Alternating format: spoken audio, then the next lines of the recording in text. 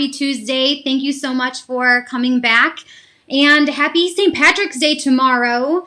I can't believe we're already there. Who's ready? Who has celebrated already, maybe, this past weekend? I know it was exciting in Chicago that they did actually dye the river green, so a lot of us were excited about that we're feeling things coming back a little bit to normal. And then, of course, we thought spring was here and got hit with more snow. That's okay. It is right around the corner. This week, we have Nicholas Vafakas on. He is part of our and sales management team. He is in charge of our marketing and our vendors relations. I think I mentioned to you before that once a month, we're having someone on our team come on the show. And, we just thought it would be a great way for everybody to get to know our team more.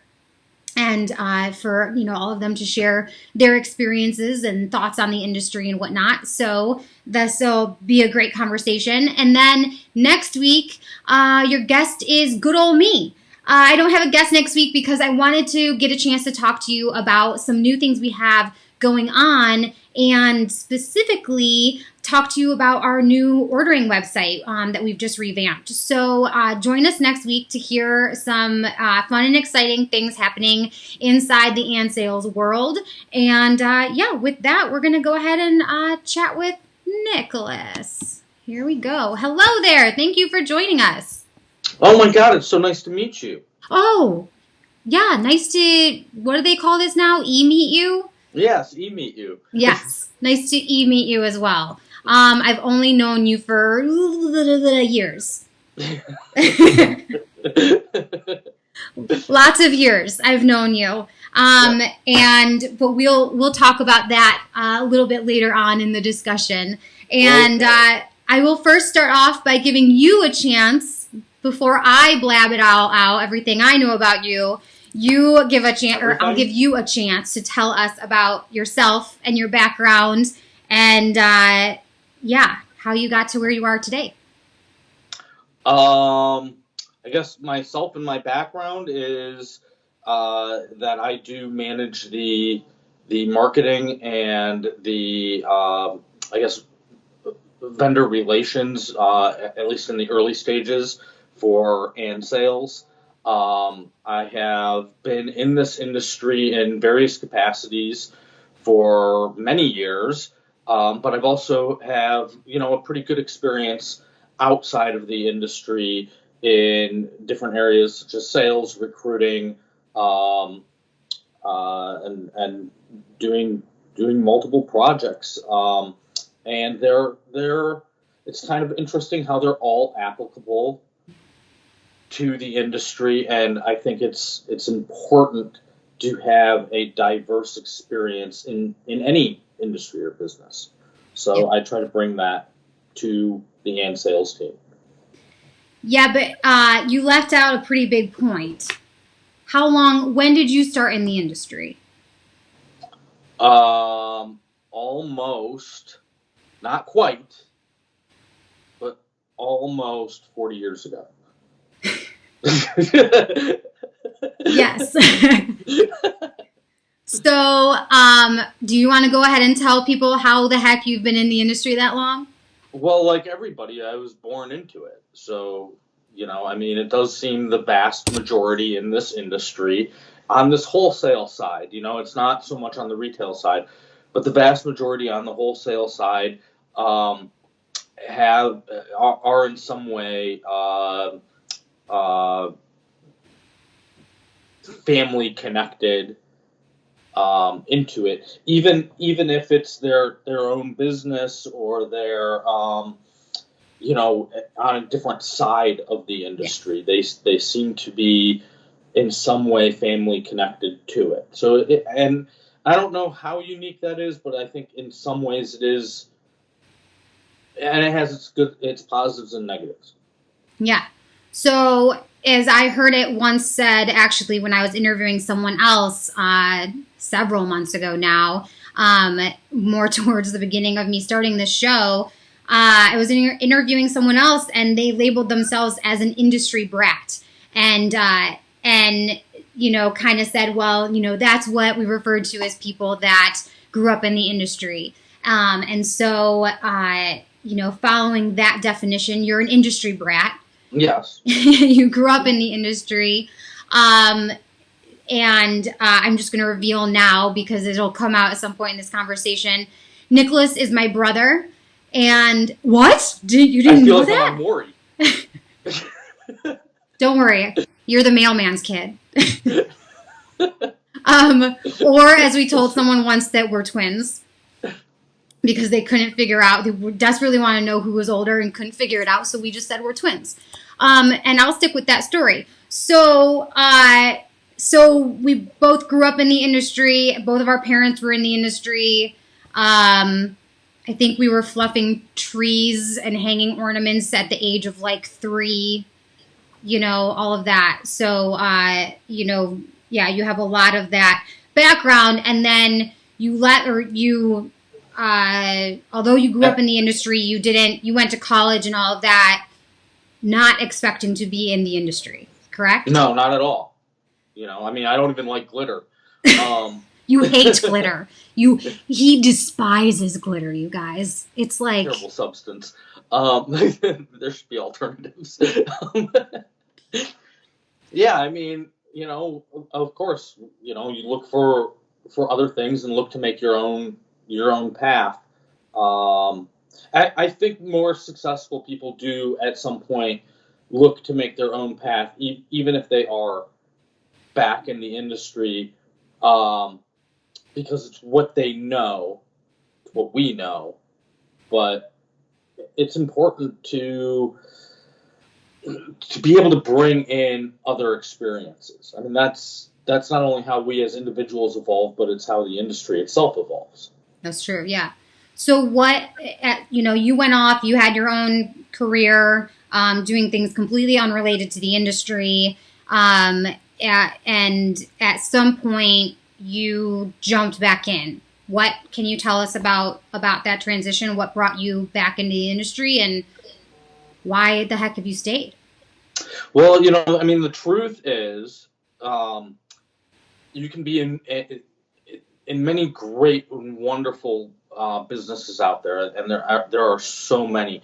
But what it comes down to is, if you can sell, you can always survive. Yeah. And back when and sales was in its thought process stage, the economy was very bad, and there wasn't much out there to make money at. So the option was struggle, try and find something, or sell. And because of family connections and whatnot, I knew that we would be able to find a home and the ability to sell whatever stuff that may be within the industry. But from that evolved, well, why go sell for somebody else when we can sell for ourselves? And then that turned into, an evolving thought of, other people are looking too.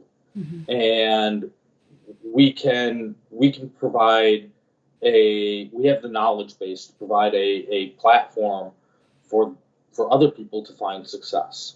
And I think that's really at the core of what And Sales is, whether it's our team, the vendors that we represent, or the retailers we're servicing. We're trying to provide a successful platform for everybody. Right.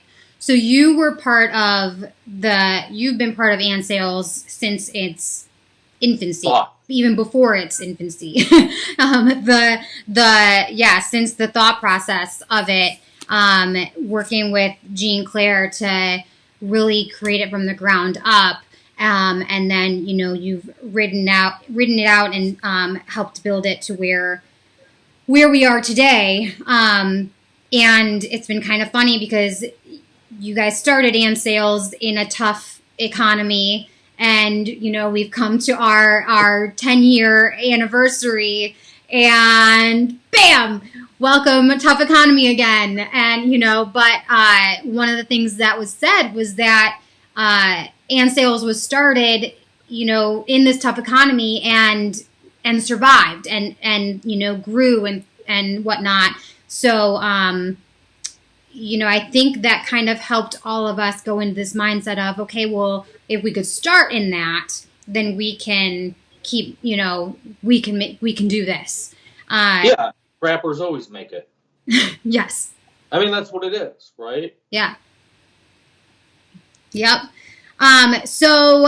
So you got back in the industry, and now your main role with our company is, as you said, you oversee the marketing, and you also work with the vendors. You scout vendors, and and start the conversation with them for us to partner and to grow a relationship and whatnot. We are a multi-line rep group. So what are the reasons that you believe that a vendor should work with not just us, but any multi-line, rep group, rather than individual reps, or rather than having in-house, an internal sales team? What do you think the advantages are? I mean, internal sales teams can be great. They're a lot to manage. They're expensive, but you ultimately have control over them.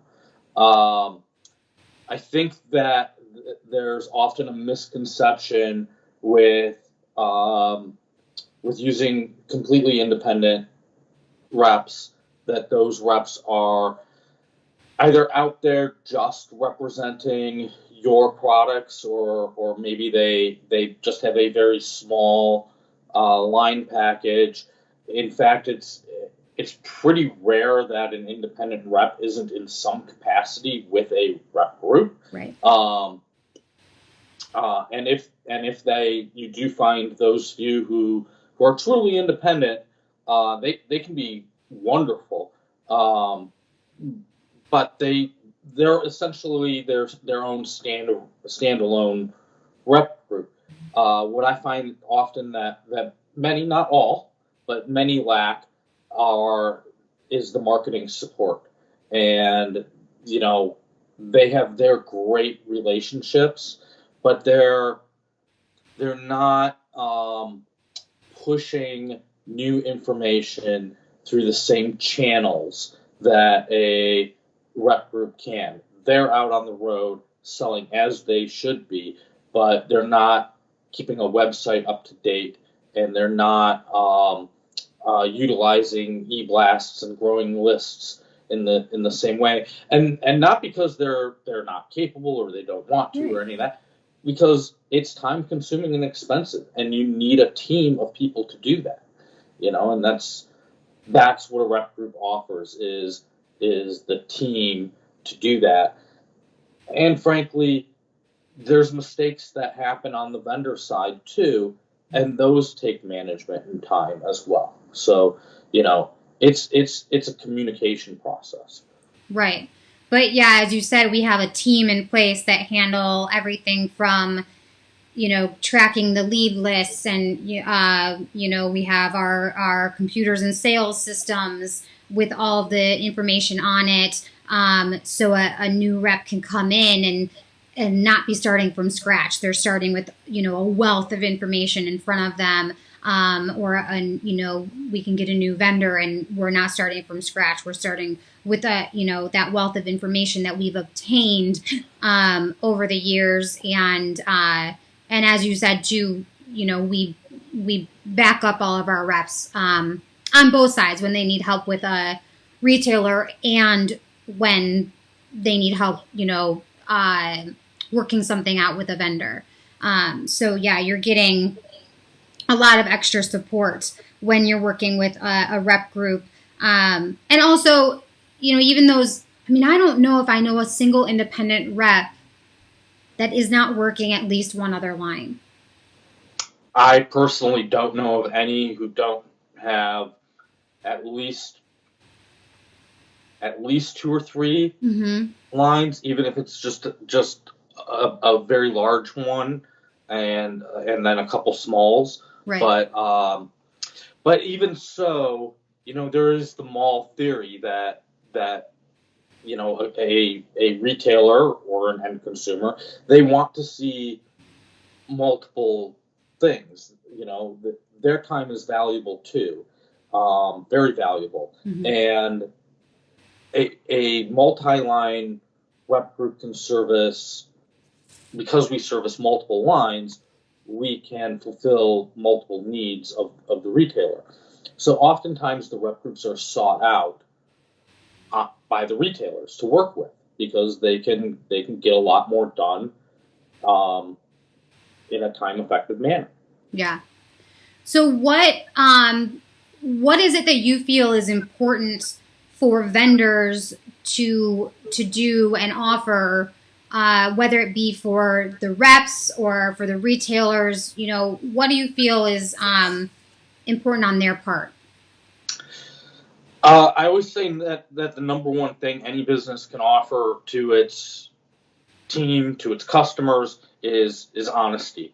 That is the key to business, is to be honest and to communicate what's happening. I think right now, as you've discussed a few times and even posted on the Facebook platform, right now there's a shipping problem. There's products in port, and they're not coming in, and it's a problem. And you see that those vendors who are just being honest about it and just saying, hey, you know what, there's a problem here, and this is what it is, and we're being very open. We have things sitting here. We thought they would be in on time, Yeah. and we're doing everything we can. I think everybody understands that. They may not like it, but you're not going to lose the reps who support you. You're not going to lose the retailers who support you, because you're being honest with the information. And I think you can apply that honesty to many different facets that we could take up hours talking about. Right. But past that, it is the support. It's the endless sales tools to the retailer, whether that's pet talkers or some sort of training, and same to the reps, to the sales teams. It's providing the right materials. It's a quality website. It's making sure that you understand that those sales reps are your front line. Mm-hmm. They are the people who are getting the information out there and head of the communication. So they need the best catalog. They need things to be able to work in a timely manner. That means a priced sell sheet, catalog, scannable, quality. But it means that they have the ability to train their retailers on how to turn product, because that space is money. Yeah. So one of the things that you do, I mentioned that you scout reps, and you literally do scout reps. I mean, you go to the show, or I'm sorry, vendors, yes. So you go to the shows, and you have been in more places than probably anybody I know at the shows. And you walk, all the floors. You spend a lot of time in the temps, and, go up and down all of the aisles, change your shoes 5 times, if not more, all of those things. And one of the reasons why you do that is you always are also looking for a newer vendor that, is really just starting out. And you often find those in the temps. We're really excited about a new partnership that we're currently working with, which we haven't even, announced yet or anything. So stay tuned for that information. But it is important to you that we always have kind of in our rotation a new brand that that we really help grow, and and give them a lot of support in knowledge and understanding what they need to grow into the industry. Why is that? Tell us a little bit about why, that is one, you always kind of keep this slot open to someone, in that position, to a brand in that position. Why is that an important aspect of and sales? I think, to be honest, I'd love to have 20 slots for those new vendors. And what I'm looking for is somebody who is truly doing something at least a little bit different, right? The fact of the matter is that entrepreneurs are the core of they're the engine of our economy, and that's worldwide. The creators drive things, and they're just so important to everything that we do, and they are what the industry is about in many ways. Bringing something new to market, doing it better, a better mousetrap. So I think it's really important to be a part of that. It's hard. It's hard for them. Mm-hmm. They're putting in hours that I don't think the average person realizes, the time and effort that they're putting into building something, the struggles that they go through. So I think it's important for them to have honest partnerships. Mm-hmm. It's hard for us. It's hard to introduce new product, especially new product under a new brand, something that nobody's seen or heard before. But the reward is just massive. And it can be very financially profitable. But even when it's not financial, it's taking that journey with somebody and working with them through it. I personally find it just so rewarding. It's awesome. It's awesome to see somebody grow. It's if you're going to start a business, for everybody out there, you're going to fall down, and it's good to be, when you can, the one who can offer a hand up, and help brush them off. Most entrepreneurs, they can get back up and they can brush themselves off. They have that ability, but it's good to be on their team. So that's why I seek them out.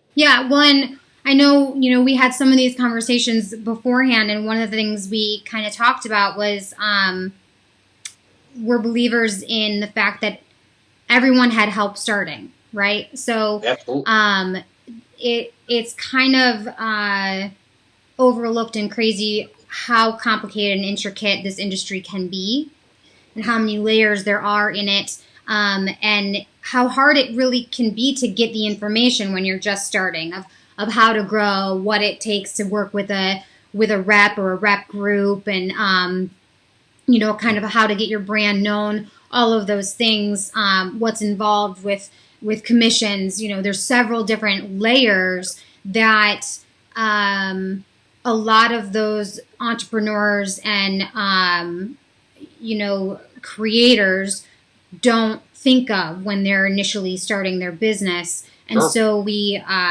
walk them through that. And one of the things we were saying as to why it's so important to us is we're believers that, everybody had someone help them out to start off. And it's very important to us to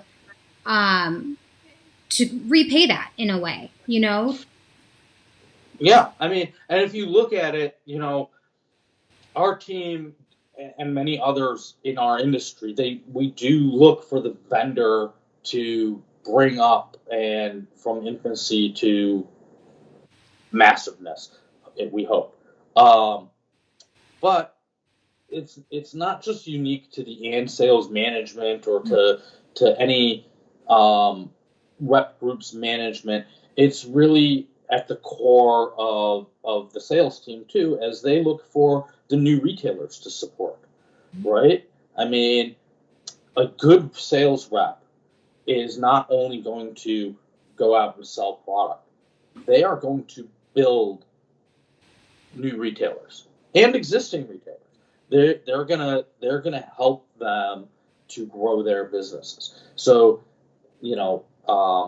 a lot of times we're looked at it as kind of this third party, but we really service or serve a purpose to the functionality of products in retail. Yep. So you have had the opportunity, and actually for a long time, have worked with some large retail groups. Sure. You have had a long relationship working with Ace Hardware Corporate, True Value Corporate, and you really, well, you do, not really, you really do lead our team in that, in those relationships. What do you feel is important for retailers to do, and in facilitating the relationships between the reps and the vendors and and their customers and all of those things? Kind of multiple questions, right? Sorry. So, in servicing their customers, I think it's right there. Service your customers. I'll give a quick story of a True Value who expressed to me that a large competitor was opening up across the street from him, and I asked if he was nervous about it, and he expressed to me that it would cause a downturn in his business, but when somebody had a flat tire and pulled into his driveway, he would be out there changing that tire, and that his customers would be loyal to him because he provided top-notch service. Service your customers. Give them the best information. Give them, the best knowledge base that you can, so that they can make decisions, and do what you need to do to keep them loyal. In many ways, reps have that same responsibility to their retailers, but the retailers have a challenge because they also need to look for reps that provide that service to them. And they need to sometimes maybe let some things go when they're not getting that top quality service and knowledge. I think our team and many other teams work very hard to provide the best possible to retailers, and the retailers need to look for that, but they also need to be loyal to it. Mm-hmm. Yes. I'm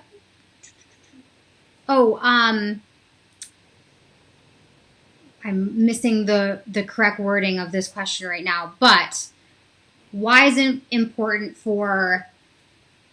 to work with an actual human being rather than working with, technology alone, or, why is it important to keep an actual person involved in your transactions and whatnot, rather than solely working with an automated system? Automated systems are built on algorithms, and they are calculating data very quickly to create a profile of a person, of a business, and businesses are made up of people, and as people, we are not letters and numbers arranged in a certain order. We have personalities. We retain information in different formats and different ways. Some people learn by reading, some people learn by listening, some people learn by doing, and we all need those variations. And you can't ask, whether it's Amazon or Fair or whoever it may be, you can't ask it a question. Is this going to do well? Is this, what I need? And that's beyond the simple point of, what's the touch and smell and how's it actually going to look in person? Opinions matter, and we look for people we trust, and we need those opinions. We're a social being, right? Whether we like it or not. Well, I apologize. I should have prefaced that question with what you just mentioned, that anymore, things are becoming more and more automated, and there are more and more systems out there that are making, in a lot of ways, things easier, such as Sure. There's no doubt that there become systems that make ordering easier because of convenience, right? Because you can do it at any time of the day, and all of those things.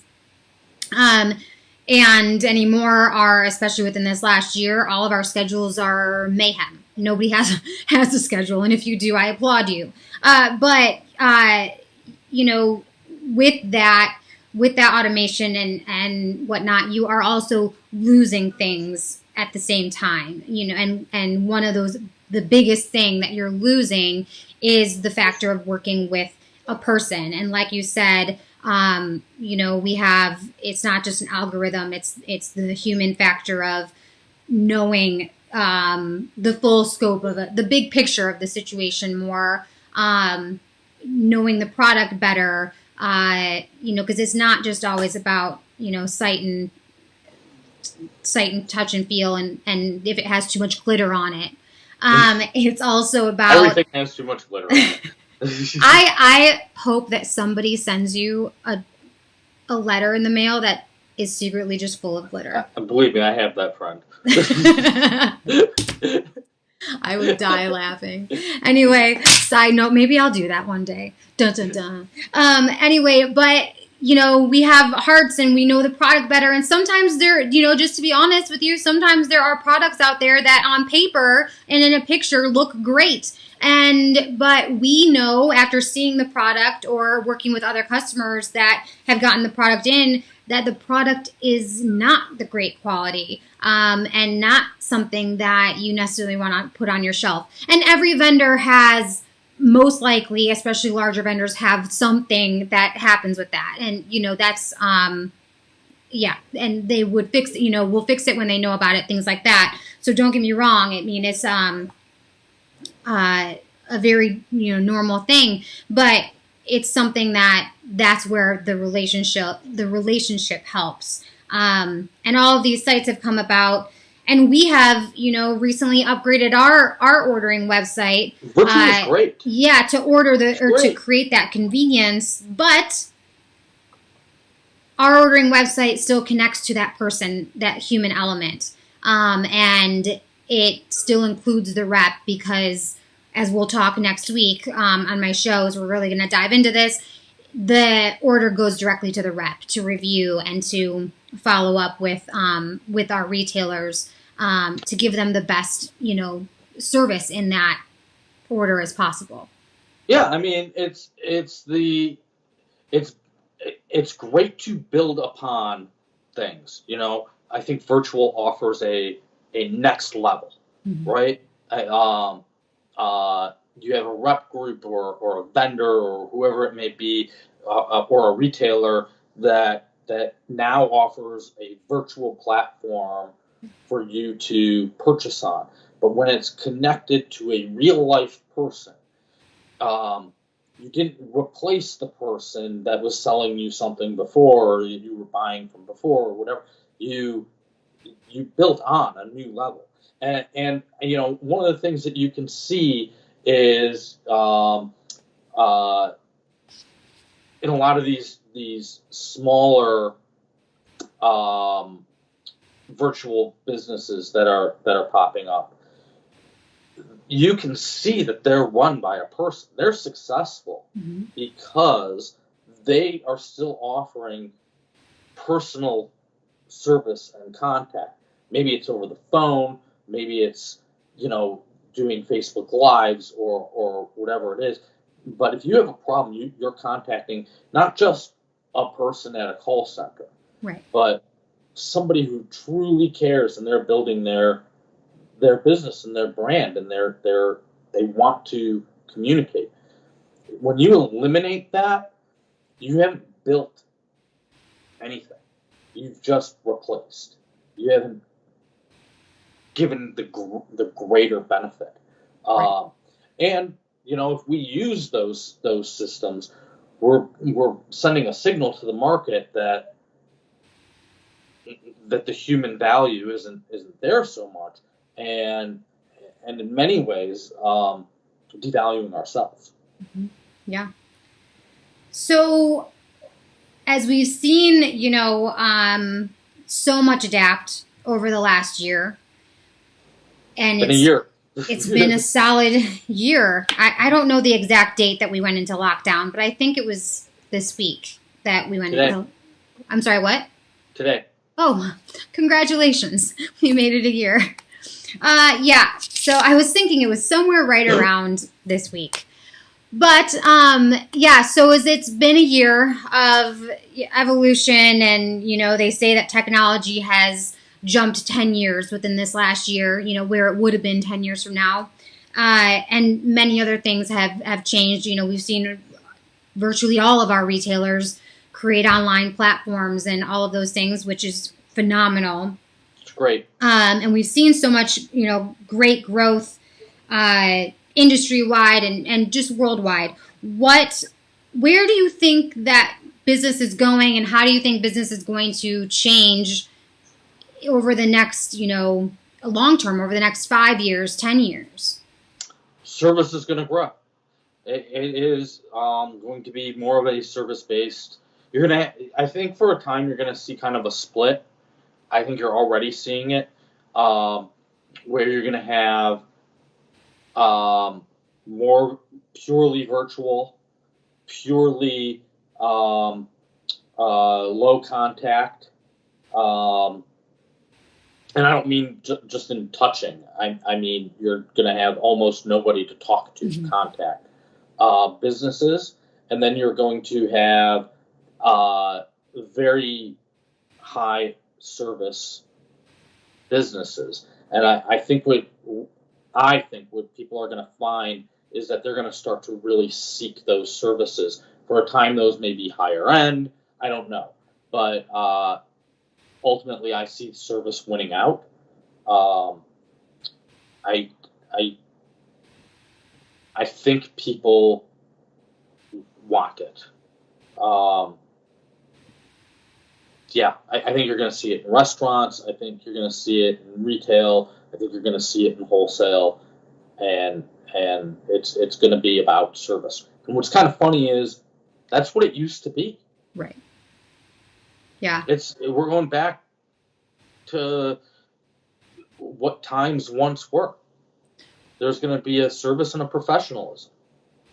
Yeah. Well, I mean, it's, the idea of everything being so virtual and, automated, all those things seemed so great until all of the human contact was taken away from us, right? And then it was like, oh, wait, we need that. We need that emotionally, mentally, physically. And so now it's, the importance of it is acknowledged again, which I think is great. And we were just driving around the other day and said that there's signs back out in the on the restaurants for hiring again, and how exciting it was to see the hiring signs again and all of those things. And people are craving to get out and to have that human interaction and service, actual service in, whatever industry that is, rather than just staring at a screen or talking to a computer. I mean, think about it. There are entire forums on the internet about what companies you can call and get a human versus what companies you can call and you're stuck in an automated system for 2 hours. It's going to come down to service, and we can put anything into a vending machine. Yeah.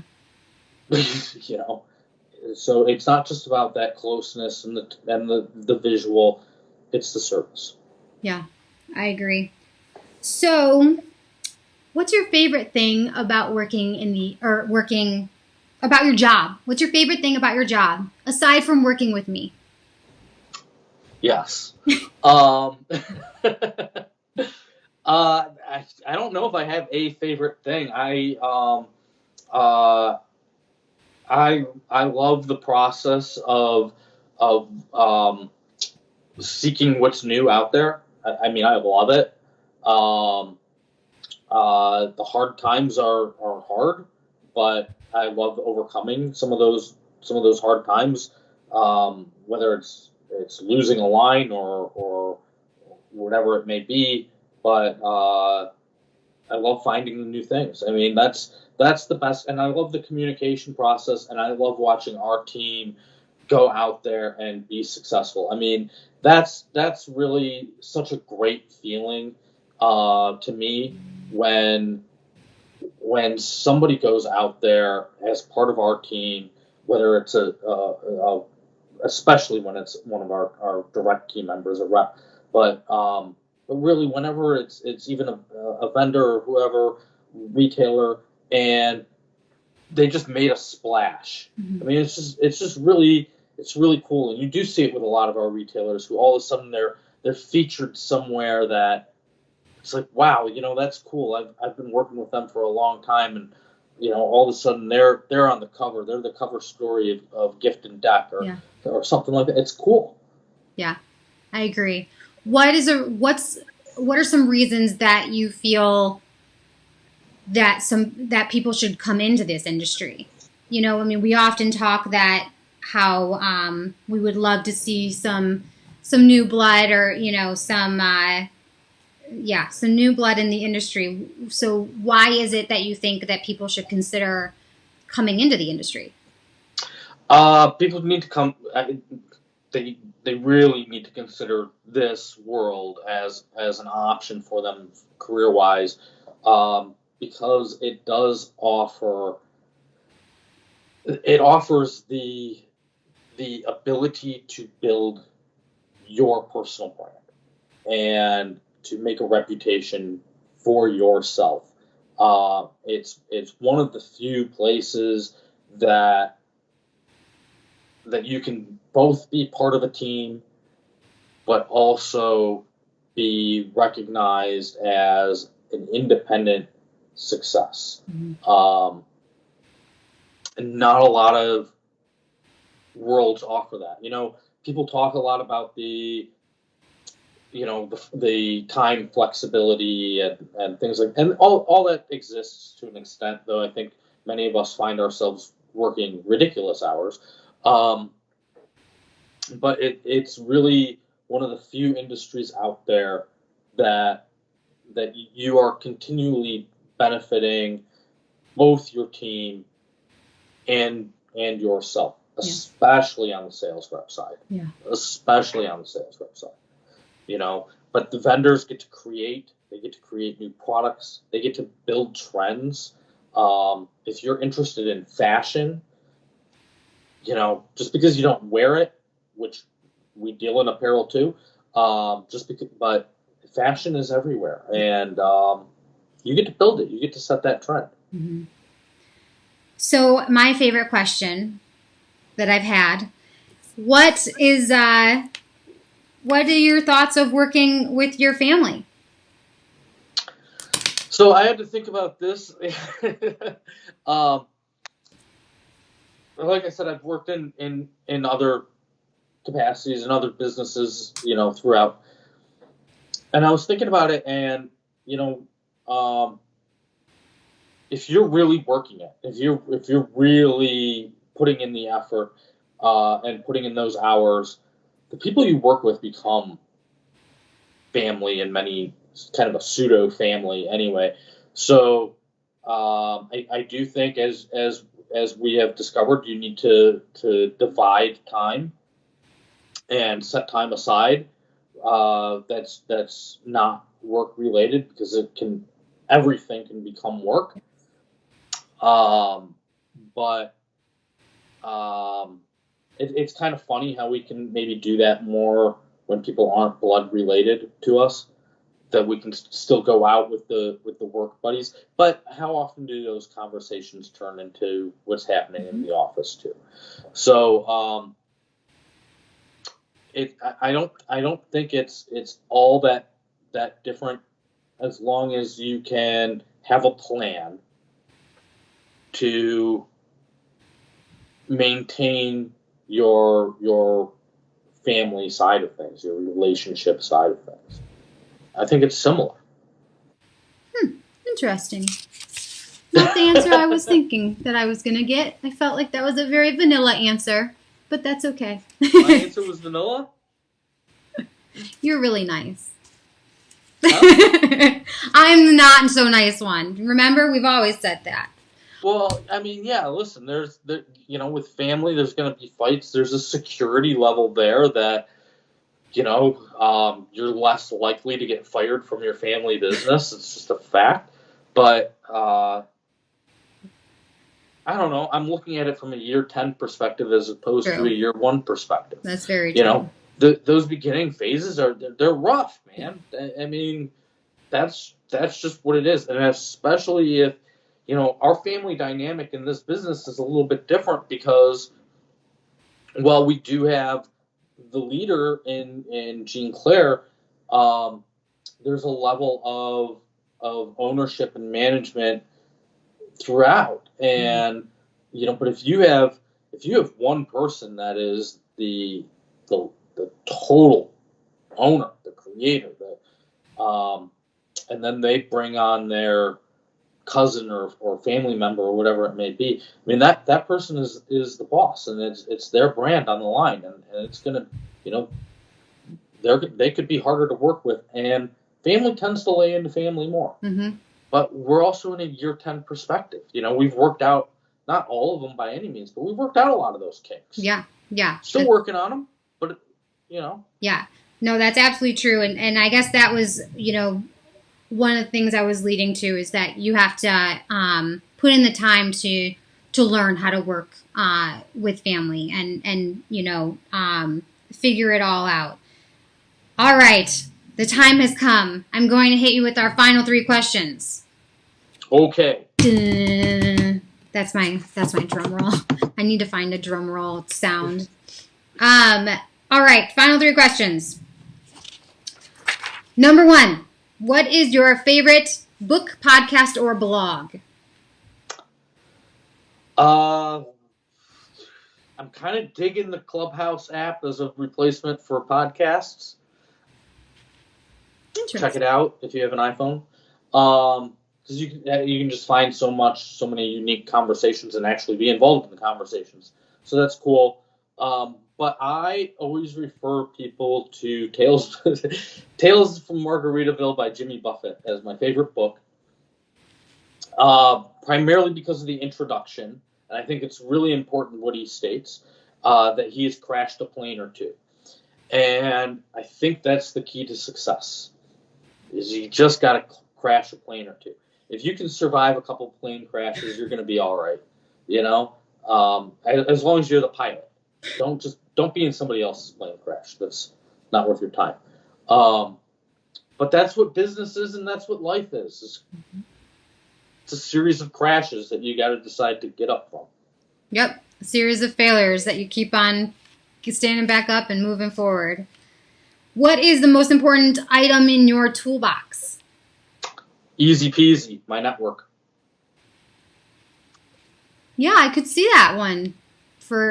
I could see how that is a very valuable one. No one's given us that answer before. Pardon? No one's given me that answer before. I like that one. I mean, you need information from others. You need contacts from others, and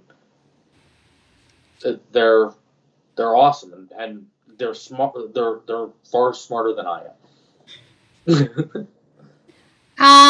All right. How do you think retail will continue to evolve throughout 2021?